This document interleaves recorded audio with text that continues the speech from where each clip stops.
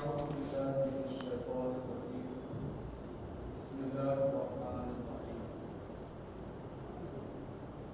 ألم يجدك يتيما فآوى صدق الله العظيم وبلغنا رسوله النبي الأمين الكريم ونحن على ذلك من الشاكرين والشاكرين والحمد لله رب العالمين. آیت نماز سب مل کر رکھتے ہیں اور ساری کائنات کی مرکز عقیدت ہم سب کے آقا و مولا حضور تاجدار مدینہ سرور حسینہ سیاح لامقام فخر مجمع سرور عالم مجسم فخر آدم بنی آدم جناب احمد مصطفیٰ محمد مصطفیٰ صلی اللہ تعالی علیہ وسلم کی بارگاہ کے سلام انتہائی خلوص و محبت و عقیدت و احترام کے ساتھ درود و سلام کا تحیہ پیش کریں. اللهم صل على سيدنا حبيبنا شفيعنا مولانا محمد وعلى آله سيدنا مولانا محمد صلاة والسلام عليك يا رسول الله صلى الله تعالى عليه وسلم.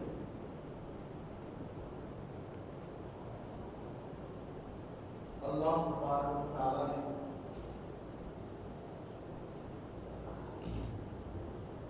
اپنے بابرکت کلام میں اپنے محبوب صلی اللہ علیہ وسلم کو مخاطب کرتے ہوئے ارشاد فرمایا الم یجدک یتیما فآوی. پیارے محبوب، کیا ہم نے آپ کو یتیم نہ پایا تو اپنی پناہ عطا فرمائی. اس سے پہلے آیتوں میں فرمایا وَلَلْآخِرَةُ خَيْرٌ لَكَ مِنَ الْأُولَىٰ. اے محبوب، آپ کی ہر آنے والی گھڑی پچھلی گھڑی سے بہتر ہے. اس کے بعد ارشاد فرمایا وَلَسَوْفَ يُعْطِيكَ رَبُّكَ فَتَرْضَىٰ. آپ کو آپ کا رب اتنا عطا فرمائے گا کہ آپ راضی ہو جائیں. اگر اسی ایک آیت کریمہ کی تفسیر کی جائے تو بہت لمبا خطاب ہو جائے گا اور کس کس موقع پر اللہ نے اپنے محبوب کو کس کس طرح سے راضی فرمایا اس کی تفصیل میں اگر جائیں تو میں سمجھتا ہوں کہ سیرت کریمہ کا ایک باب بھی جو ہے بیان ہو جائے گا. تو زیادہ تفصیلات میں نہ جاتے ہوئے بس یہ کہ اللہ اپنے محبوب صلی اللہ علیہ وسلم کی رضا چاہتا ہے. جیسا کہ اعلیٰ حضرت نے اسی آیت کریمہ کی ترجمانی کرتے ہوئے ارشاد فرمایا خدا کی رضا چاہتے ہیں تو آئے، خدا چاہتا ہے رضا. اور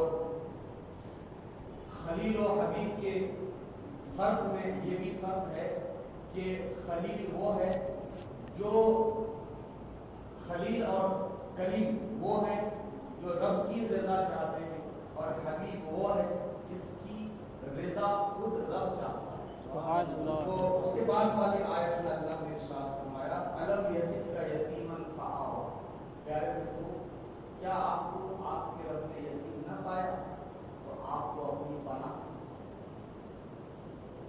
مطلب یہ ہے کہ جب آپ ظاہری طور پر آپ کا کوئی ٹھکانہ نہیں تھا. والد صاحب جب مادر شکم میں آپ تھے تب والد صاحب کا انتقال ہو گیا تھا اور والدہ ماجدہ کی وفات 6 سال کی عمر میں ہو گئی تھی. دادا کا انتقال 8 سال کی عمر میں ہو گیا تھا. تو جب آپ کو آپ کے رب نے اس وقت نہیں چھوڑا تو اب کیوں چھوڑے گا؟ لہذا آپ ان مشرکین کے باتوں سے ڈر نہ لیں اور اپنے رب پہ بھروسہ رکھیں. حضرات محترم، شاہ عبدالعزیز بہت اس میں اس نعمت کا بیان ہے کہ جب حضور صلی اللہ علیہ وسلم اپنی والدہ محترمہ کے پاس بطور امانت پدری، ظاہر سی بات ہے کہ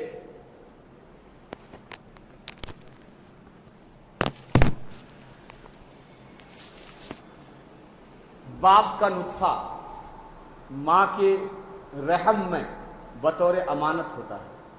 تو فرمایا جا رہا ہے کہ جب آپ اپنی والدہ محترمہ کے پاس بطور امانت پدری تھے، آپ کے والد بزرگوار حضرت عبداللہ وفات پا گئے، اور جب آپ پیدا ہوئے تقریباً 6 سال کے تھے کہ آپ کی والدہ محترمہ کا انتقال ہو گیا، اور آپ کی والدہ کی وفات کے 2 سال بعد آپ کے دادا بزرگوار حضرت عبد المطلب بھی وفات پا گئے.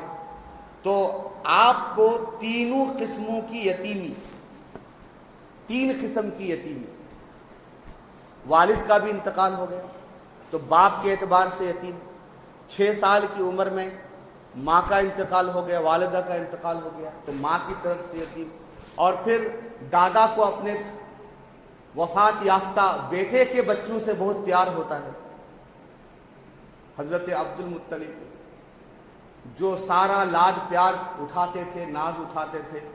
2 سال کے بعد والدہ کے انتقال کے 2 سال کے بعد ان کا بھی انتقال ہو گیا. تو جتنے بھی لاڈ اور پیار اٹھانے والے تھے وہ سب کے سب بچپن میں ہی سب کا انتقال ہو گیا. تو ایک مکمل طور سے یتیم جس کو کہا جائے، مکمل طور سے یتیم ظاہری اعتبار سے، وہ یتیمی آپ کے اندر موجود تھی. والد صاحب ویسے شرعی طور سے یتیم اس نابالغ بچے کو کہتے ہیں، وہ نابالغ بچہ جس کا باپ انتقال کر جائے اس کو شرعی طور سے یتیم کہتے ہیں. اور جانوروں میں یتیم اس چھوٹے بچے کو کہتے ہیں جس کی ماں مر جائے. انسان اور جانور کے یتیم میں تھوڑا سا فرق ہے. انسان میں یتیم اس بچے کو کہتے ہیں، اس نابالغ بچے کو کہتے ہیں جس کا باپ انتقال کر جائے، وہ یتیم ہے. اور جانوروں میں جو ہے وہ بچہ یتیم کہلاتا ہے جس کی ماں مر جائے. تو حضور اکرم صلی اللہ علیہ وسلم ظاہری اعتبار سے اس طرح سے یتیم ہیں کہ والد صاحب کا انتقال تو ظاہری پیدائش سے پہلے ہی ہو گیا ہے، ماں کا انتقال 6 سال کی عمر میں ہو گیا ہے، دادا کا انتقال 8 سال کی عمر میں ہو گیا ہے. اب حضرت عبد المطلب انتقال سے پہلے اپنے بیٹے ابو طالب کو، جناب ابو طالب کو یہ وصیت کر گئے کہ میرے بعد میرے اس پوتے کا مکمل خیال رکھنا اور اچھی طرح سے ان کی پرورش کرنا. اچھا، حضرت عبداللہ رضی اللہ تعالیٰ عنہ ہمارے حضور کے والد محترم اور جناب ابو طالب یہ دونوں سگے بھائی ہیں، ایک ہی ماں کے، باپ بھی ایک ماں بھی ایک. تو سگے چچا ہیں. جناب ابو طالب نے واقعی اپنے والد محترم حضرت عبد المطلب کی اس وصیت کا اتنا خیال کیا کہ حضور صلی اللہ علیہ وسلم کو اپنے بچوں سے زیادہ محبت دے کر کے پرورش کی، اپنے بچوں سے زیادہ محبت دی. اور پہلے حضور کو کھلاتے تھے، اس کے بعد اپنے بچوں کو کھلایا کرتے تھے، اور چچا ہونے کا حق ادا کیا. آخر تک ہجرت سے پہلے جب کہتے ہیں کہ شعب ابی طالب کے بعد جس میں جو ہے وہ بائیکاٹ جو کیا گیا تھا حضور صلی اللہ علیہ وسلم اور آپ کے خاندان کا، بنی ہاشم کا، اس سے جب 2 سال تک مسلسل وہ بائیکاٹ رہی، مکہ والوں نے بائیکاٹ کر کے رکھا تھا سوشل طور پر. اس کے بعد 2 سال بعد جب یہ بائیکاٹ ختم ہوئی اور اللہ تبارک و تعالیٰ نے ایک کیڑا پیدا فرمایا، دیمک کا کیڑا، اور جس کاغذ پہ، جس چیز پہ وہ معاہدہ لکھا ہوا تھا، کفار قریش کا دستاویز لکھا ہوا تھا، وہ دستاویز ہی کیڑوں نے کھا کر کے ختم کر دیا. تو اس کے بعد اسی سال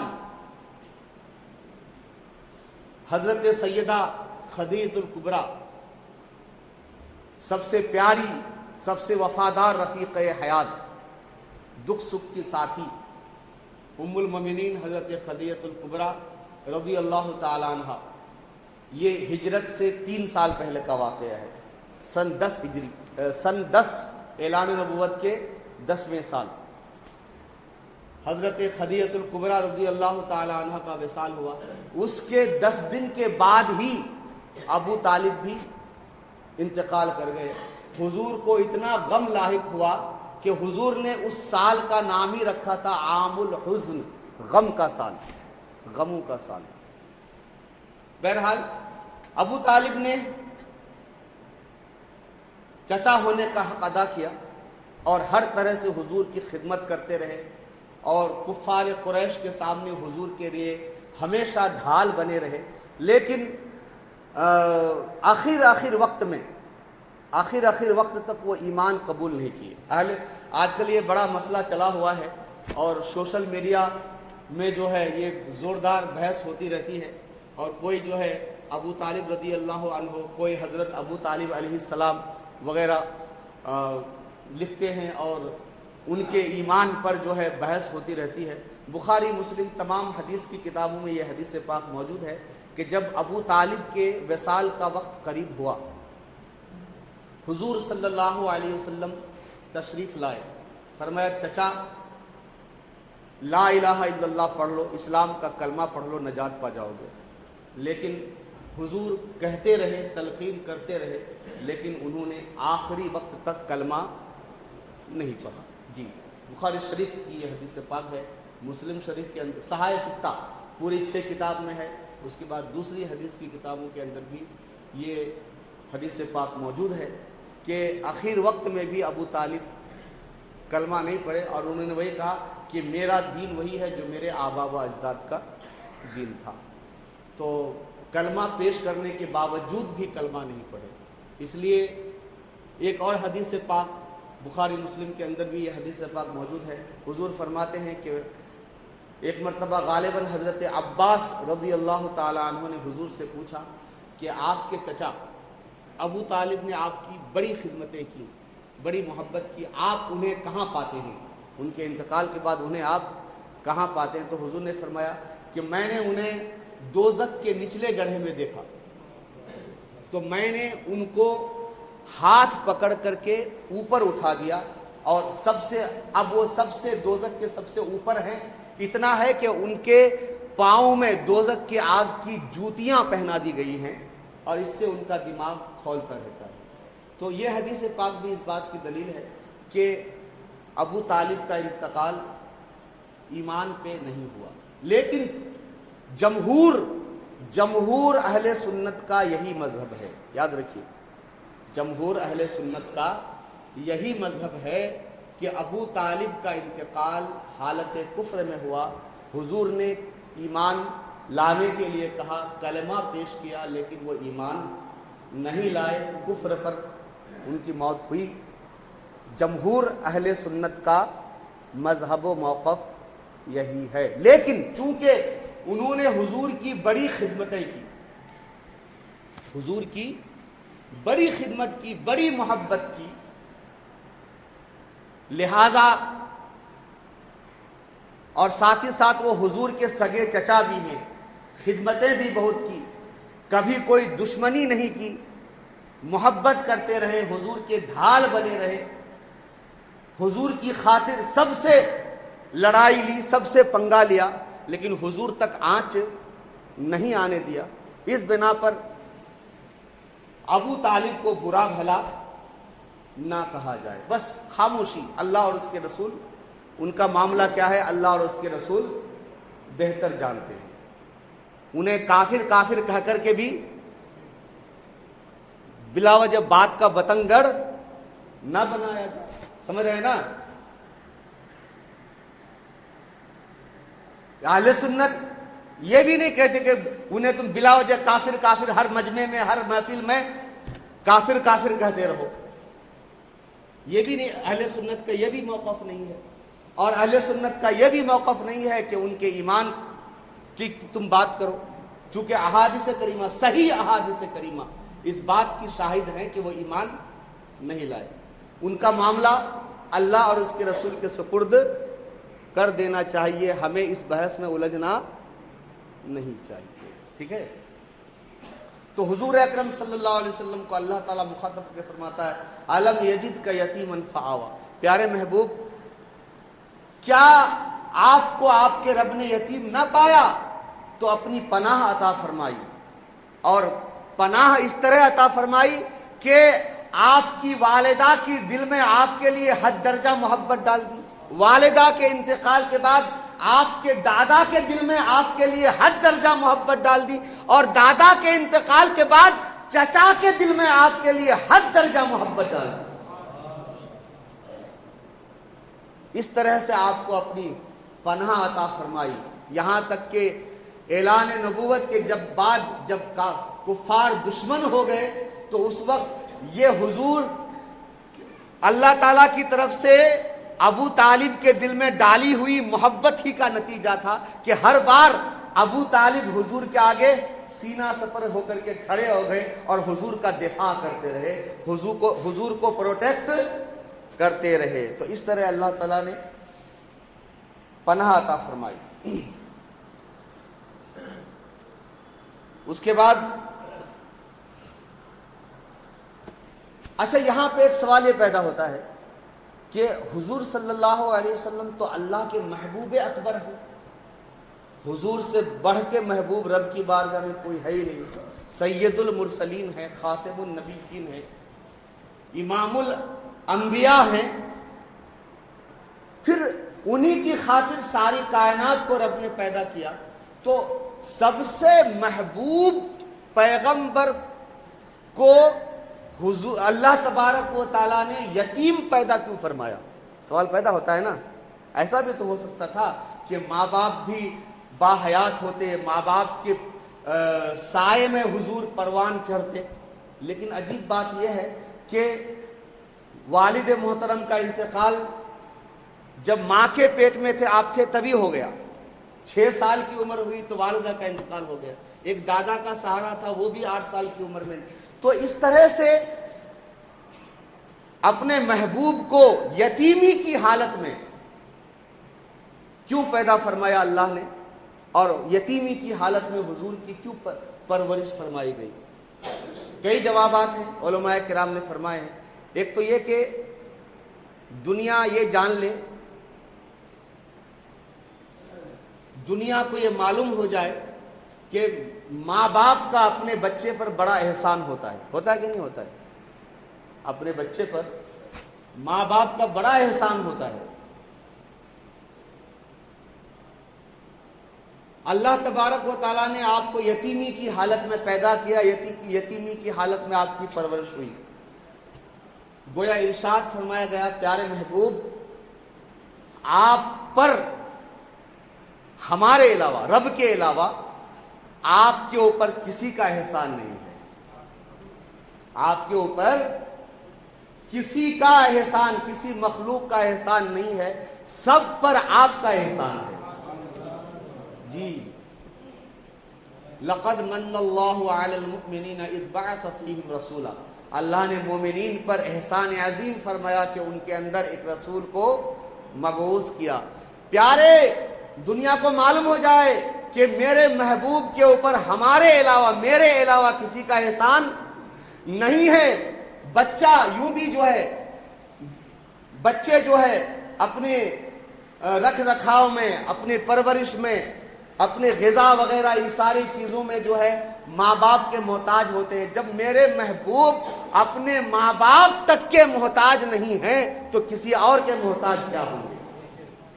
سب پر حضور کا احسان ہے، حضور پر کسی کا احسان ہے، یہاں تک کہ ماں باپ کا بھی احسان حضور پر نہیں ہے۔ اب آپ کہیں گے پھر تو حضرت حلیمہ، دائی حلیمہ رضی اللہ تعالیٰ عنہ، انہوں نے تو دودھ پلایا تھا، ان کا احسان تو حضور پہ ہے۔ میں کہوں گا خالی تم یہی دیکھتے ہو، انہوں نے دودھ پلایا تو حضور صلی اللہ علیہ وسلم کے ان کے قبیلے میں جانے کے بعد جو قبیلہ سارے عرب میں سب سے غریب تھا اور حلیمہ کا گھر اس پورے بنو سعد قبیلے میں سب سے غریب گھر تھا، حضور کے قدموں کے صدقے وہ قبیلہ سارے عرب میں سب سے زیادہ خوشحال ہو گیا۔ اگر انہوں نے دودھ پلایا تو سرکار صلی اللہ علیہ وسلم نے کروڑوں گنا زیادہ ان کو نوازا بھی۔ ابو طالب نے 8 سال کی عمر میں دادا کا جب انتقال ہوا، ابو طالب نے پالا۔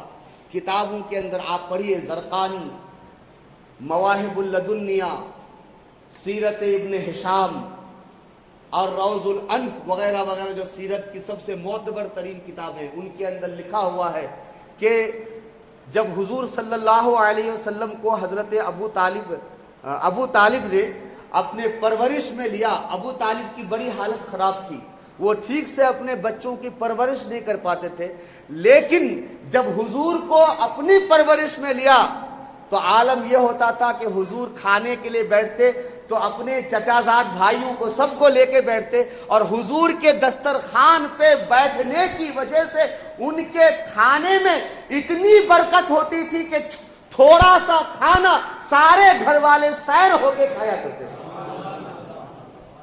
ابھی میں نے پرسوں بدھ کے دن ابن ماجہ شریف میں بچوں کو یہ حدیث پاک پڑھائی۔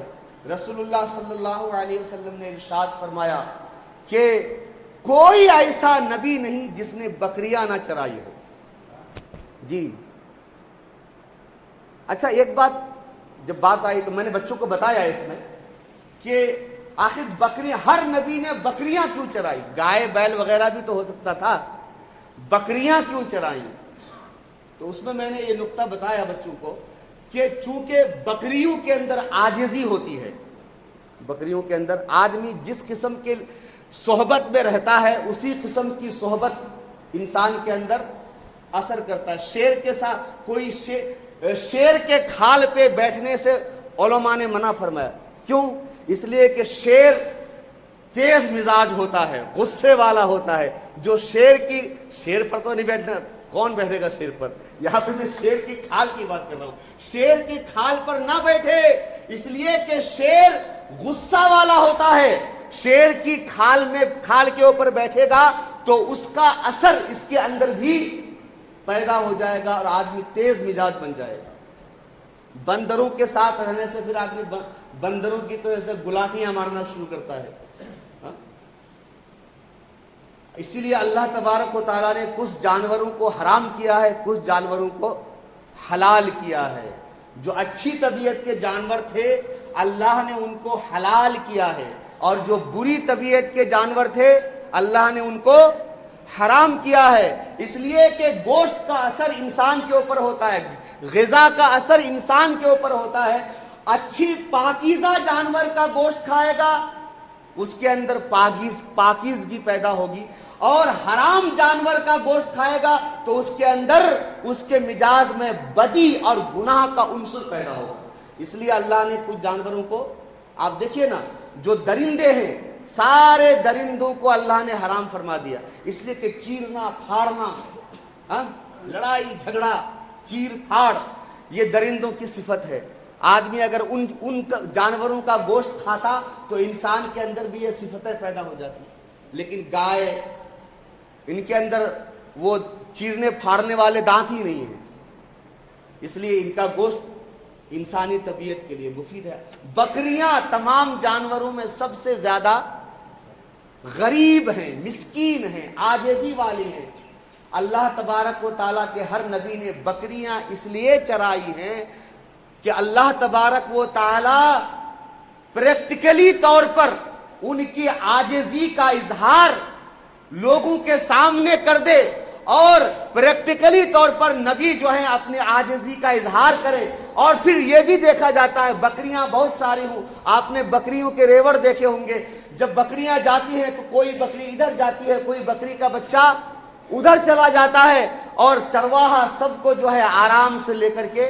اچھا، اتنا بڑا جانور بھی نہیں ہے کہ کوئی موٹے ڈنڈے سے مارے، ہے نا، ایسا بھی نہیں ہے، موٹے ڈنڈے سے اس کو مار بھی نہیں سکتے، تو آٹومیٹکلی بکری چرانے والے کے اندر आजिज़ी भी पैदा होती है, तहम्मुल और बर्दाश्त का मादा भी पैदा हो जाता है। चूंकि नबी को ऐलान नबूवत के बाद दुनिया चलाना है, बंदूकों चलाना है, इसलिए हर नबी को पहले ये फर्ज सौंपा गया कि वो बकरियां चराएं। तो जब हुजूर ने फरमाया कि हर नबी ने बकरियां चराई हैं, तो सहाबे किराम ने पूछा, या रसूलल्लाह आपने भी चराई? फरमाया, हाँ मैंने भी चराई है। चंद आने के एवज मैंने कुरैश के लोगों की बकरियां चराई हैं। जी, परवरिश में थे अबू तालिब के, लेकिन हुजूर ने जाहिरी तौर पर भी अपने चचा पर बोझ बनना नहीं चाहा। 12 साल की उम्र में ही जो है मुल्क शाम तिजारत के लिए ऑलरेडी जा चुके थे। तो अगर अबू तालिब ने परवरिश की तो उसके बदले में हुजूर ने उन्हें कितना नवाजा, जाहिरी और बातिनी तौर पर, ये आप कोई भी सीरत की किताब मुताला करके मालूम कर सकता है। तो हुजूर का सब पे एहसान, हुजूर पर अल्लाह के सिवा किसी का एहसान नहीं। इसलिए रब ने अपने महबूब को यतीम बना करके दुनिया में भेजा। दूसरी वजह, माँ बाप की ताजीम फर्ज है कि नहीं है? कुरान तो फरमाता है, ला तकुल लहुमा उफ्फिन वला तनहरहुमा। प्यारे ऐ सुनने वाले सुनो, अपने माँ बाप को उफ भी मत कहो। उफ, थप्पड़ मार दिया किसी वजह से अब्बा ने या अम्मी ने, उफ भी कहने की इजाजत नहीं है, उन्हें झिड़कने की इजाजत नहीं है। हमारे नौजवान बच्चे बाप से तो थोड़ा डरते हैं, लेकिन माँ के पास जाकर के सारी जिदें, जितनी जिद है वह सब माँ के पास निकालते हैं, माँ से लड़ तक जाते हैं। माँ का हक बाप के मुकाबले में 3 गुना ज्यादा है। जब एक आदमी ने हुजूर से अर्ज किया, या रसूल अल्लाह मेरे ऊपर सबसे ज्यादा हक किसका है? तो हुजूर ने फरमाया तुम्हारी माँ का। अर्ज किया उसके बाद किसका है? फरमाया तुम्हारी माँ का। उसके बाद अर्ज किया फिर किसका? फरमाया तुम्हारी माँ का। अर्ज किया फिर किसका? तब चौथी बार में फरमाया तुम्हारे बाप का। कमाल की बात है, जिसका हक सबसे ज्यादा है ये बच्चे उसी से सबसे ज्यादा झगड़ा करते हैं और लड़ते हैं। देख कर वालिदैन का चेहरा, जिसके दिल का गुलाब खिल जाए, यह कौले रसूल के उसको एक हज का सवाब मिल जाए। ये करो यारो, माँ बाप से नक को लड़ो। हाँ,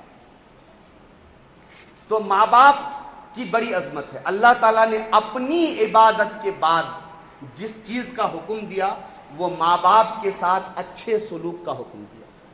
वक़ज़ा रब्बुका अल्ला तअबुदू इल्लल्लाह व बिल वालिदैन एहसाना। तुम्हारे रब ने ये सख्त ताकीदी हुक्म दिया है कि इबादत सिर्फ अल्लाह की करो और माँ बाप के साथ हुस्ने सुलूक करो। जी, अपनी इबादत के बाद रब ने माँ बाप के साथ हुस्ने सुलूक का हुक्म दिया है। लिहाजा खबरदार, दुनिया नाराज हो जाए, बीवी नाराज हो जाए, माँ बाप नाराज नहीं होना चाहिए। यहां माँ बाप नाराज हो जाए, बीवी साहिबा नाराज नहीं होना चाहिए। उल्टा मामला है। तो माँ बाप की ताजीम फर्ज है, माँ बाप का एहतराम फर्ज है। अब अगर हुजूर सल्लल्लाहु अलैहि वसल्लम के माँ बाप हजरत सैयदना अब्दुल्लाह और हजरत सैयदा बीबी आमिना रज़ियल्लाहु ताला अन्हुमा बाहयात होते तो माँ बाप होने की हैसियत से हुजूर पर अपने माँ बाप की ताजीम फर्ज होती ना। रब की मशीयत को यह गवारा नहीं कि मेरे महबूब के ऊपर किसी बंदे की ताजीम फर्ज हो, बल्कि हर बंदे पर मेरे महबूब की ताजीम फर्ज हो। वो तुअज़्ज़िरू हो वो तुअक़्क़िरू हो, मेरे महबूब की ताजीम भी करो, इज्जत भी करो। मेरे महबूब की ताजीम हर एक पर फर्ज हो, मेरे महबूब पर किसी की ताजीम फर्ज نہ ہو، اس لیے رب نے اپنے محبوب کو یتیمی کی حالت میں پیدا فرمایا اور پرورش کیا تاکہ میرے محبوب پر کسی کی تعظیم کرنا فرض نہ ہو۔ اور تیسری چیز جو علماء نے فرمائی وہ یہ کہ اگر حضور صلی اللہ علیہ وسلم کے ماں باپ با حیات ہوتے تو ظاہر سی بات ہے کہ اور بھی بچے ہوتے، ہاں، حضور کے اور بھی بھائی بہن ہوتے۔ اب بھائی بہن ہوتے تو رشتے کے اعتبار سے ہمارے بھائی بہن ہمارے برابر ہیں کہ نہیں ہے؟ آپ کا بھائی آپ کے برابر ہے، بالکل بہن برابر ہے رشتے میں۔ اگر کوئی کہے کہ میں اپنے باپ کا بیٹا ہوں تو دوسرا بیٹا کھڑا ہو جائے، تم ہی اپنے باپ کے بیٹے ہو، میں بھی اپنے باپ کا بیٹا ہوں، ہے کہ نہیں ہے؟ برابری۔ اور محبوب سے کوئی برابری کرے رب کی رحمت کو کہاں گوارا۔ تو اگر حضور کے ماں باپ باحیات ہوتے، دوسرے بھائی بہن بھی پیدا ہوتے، جس کی وجہ سے ایک تو رشتے میں برابری ہو جاتی، دوسری یہ کہ وہ بھائی بہن حضور کو بھائی کہہ کے بلاتے۔ رب کی مشیت یہ چاہتی تھی کہ نہ تو میرے محبوب سے برابری کا کوئی دعویٰ کرے اور نہ کوئی میرے محبوب کو اپنا بھائی کہہ سکے۔ اس لیے رب نے محبوب کے والدین کو بچپن میں ہی اٹھا لیا، وفات عطا فرما دی، تاکہ یہ سلسلہ ہی نہ رہے کہ کوئی ہمارے حضور کو اپنا بھائی کہہ سکے۔ جب اللہ کی مشیت کو یہ گوارا نہیں کہ حضور کو کوئی بھائی کہہ سکے، اس لیے رب نے اپنے محبوب کے والدین کو محبوب کے بچپن میں ہی وفات عطا فرما دی۔ تو اگر کوئی حضور کو اپنے بڑے بھائی جیسا کہے تو یہ کتنی ناانصافی کی بات ہے کہ نہیں ہے؟ درود پاک پڑھ لیجیے، اللہم صلی علی سیدنا حبیبنا شفیعنا مولانا محمد وعلی آلہ واصحابہ وبارک وسلم، صلاۃ و سلام علیک یا رسول اللہ۔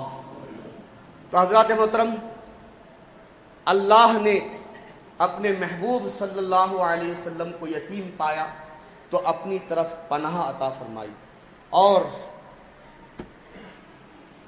تفسیر کشاف علامہ زمخشری معتزلی کی بڑی مشہور کتاب ہے تفسیر کی، اور بعد کی جو تفاسیر ہیں سب میں اس کے حوالے ملتے ہیں۔ بہت اگرچہ وہ معتزلی تھا، عقیدہ کے اعتبار سے معتزلی تھا، گمراہ ہو گیا تھا، لیکن تفسیری اعتبار سے بڑا اس کا ایک مقام ہے۔ اس نے لکھا ہے، اس کے علاوہ امام رازی نے، پھر جو ہے بعد کے تمام مفسرین نے اس چیز کو اپنے اپنے تفسیر کی کتابوں میں نقل کیا ہے کہ ایک تو یتیم کا معنی وہ ہوا جو ابھی بتایا کہ جس کے والد کا بچپن میں انتقال ہو گیا۔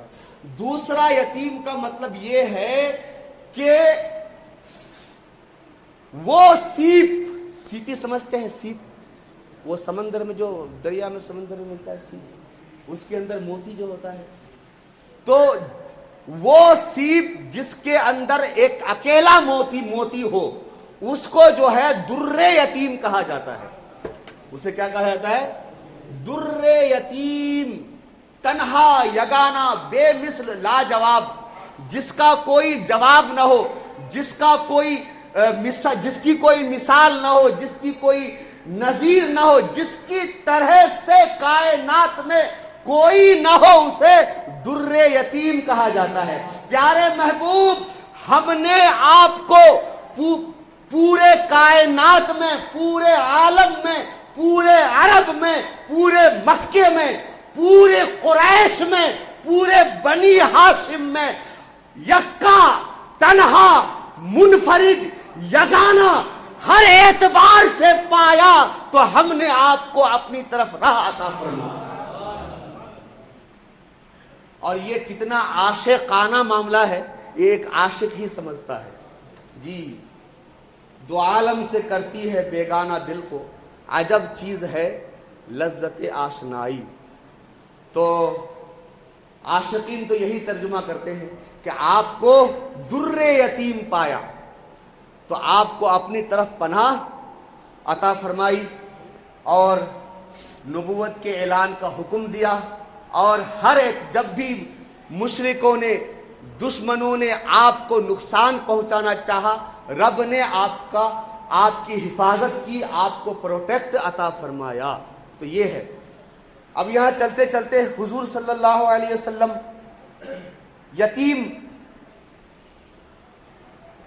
यतीमी की हालत में दुनिया में तशरीफ लाए, ठीक है। तो यतीमों के बारे में हुजूर सल्लल्लाहु अलैहि वसल्लम की कुछ अहादीस करीमा, जब यतीम की बात आई तो मैं बस एक दो हदीस पाक आपके सामने अर्ज कर दूं कि हुजूर अकरम सल्लल्लाहु ताला अलैहि वसल्लम ने यतीमों के बारे में अपनी उम्मत को क्या इरशादात अता फरमाए हैं। दरूद पाक पढ़ लीजिए। अल्लाहुम्मा सल्ली अला सय्यदना हबीबना शफीना मौलाना मुहम्मद व अला आलिहि व अस्हाबिहि व बारिक वसल्लम सलातु व सलामुन अलैका या रसूल अल्लाह सल्लल्लाहु ताला अलैहि वसल्लम। हुजूर अकरम सल्लल्लाहु ताला अलैहि वसल्लम ने इरशाद फरमाया कि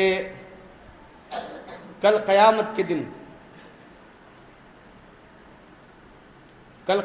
दिन मैं और यतीम की परवरिश करने वाला। अन सहल इब्न सअद क़ाल क़ाल रसूलुल्लाह सल्लल्लाहु अलैहि वसल्लम अना व काफ़िलुल यतीम फिल जन्नति हाकज़ा व अशारा बिस्सब्बाबति वल उस्ता व फर्रज बैनहुमा शैअन। हजरत सैयदना सहल बिन सअद साइदी रज़ी अल्लाह ताला अन्हु फरमाते हैं कि नबी अकरम सल्लल्लाहु अलैहि वसल्लम ने इरशाद फरमाया, मैं और यतीम की कफालत करने वाला। होता है ऐसा हमारे, अल्लाह किसी को अपने बाप के साये से महरूम न करे, अल्लाह हर बच्चे को माँ बाप के साये में परवान चढ़ाए। लेकिन तकदीर इलाही, अगर किसी बच्चे का बाप इंतकाल कर जाए और चचा या ताया या दादा उसकी परवरिश करे, उसकी निगहदाश्त करे, तो क्या सवाब है।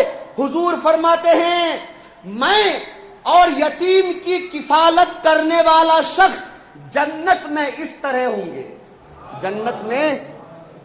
और हुजूर ने उंगुश्ते शहादत और बीच वाली उंगलियों के दरमियान इशारा किया और दोनों के दरमियान थोड़ा सा फासला रखा। जिस तरह, यानी जिस तरह से उंगुश्ते शहादत और बीच वाली उंगली के दरमियान कोई फासला नहीं होता, उसी तरह से यतीम की किफालत करने वाला जन्नत में हुजूर के साथ होगा। कभी अपने मरहूम भाई के बच्चों को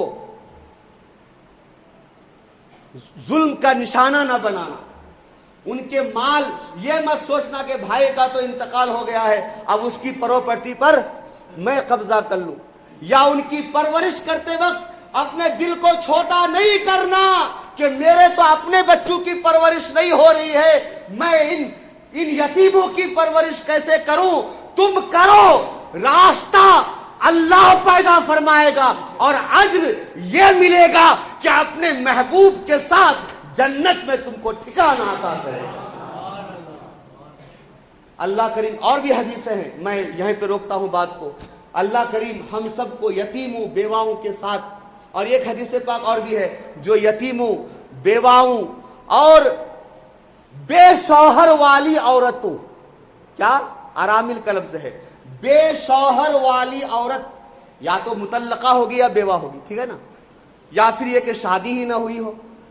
तो जो यतीमों बेवाओं बेशौहर वाली औरतों के लिए, उनकी परवरिश के लिए, उनकी देखरेख के लिए कोशिश करेगा, हुजूर फरमाते हैं वो अल्लाह की राह में जिहाद करने वाले और कायमुल लैल और सायमुद दहर इंसान की तरह से है। यानी हमेशा जो अल्लाह की राह में जिहाद करे, हमेशा रात को नमाज पढ़े और हमेशा दिन को रोजा रखे, जो सवाब इसका है अल्लाह ताला वो तमाम सवाब बेसहारों का सहारा बनने वाले को अता फरमाएगा।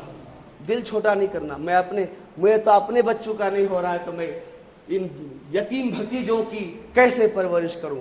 तुम परवरिश का बेड़ा उठाओ, अल्लाह तबारक व ताला راستے بنانے والا ہے، روزی دینے والا وہ ہے، کسی کے ذمہ کرم پر نہیں ہے۔ اللہ کریم مجھے بھی اور آپ کو بھی تمام مسلمانوں کو یتیموں بیواؤں کی خبر گیری کرنے کی توفیق عطا فرمائے، اور حضور صلی اللہ علیہ وسلم کے در یتیمی کے صدقے عالم اسلام کے تمام مسلمانوں کو، اور ان میں خاص طور سے جو یتیم اور بیوہ ہیں، اپنا حفظ و امان اور اپنی رحمت کا سائبان عطا فرمائے۔